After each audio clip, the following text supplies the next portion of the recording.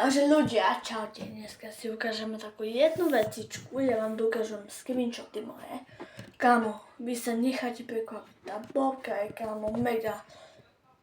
Takže kámo, prečítajte si to pomaly všetko, hej. Kámo, what the fuck, kámo, si vysvetlíte mi toto bobku, kámo, čo tam mi ona píše. Ja som sa vydával, kámo, že mi je kámo 20 rokov a mne je 9, kámo, 9 mi je.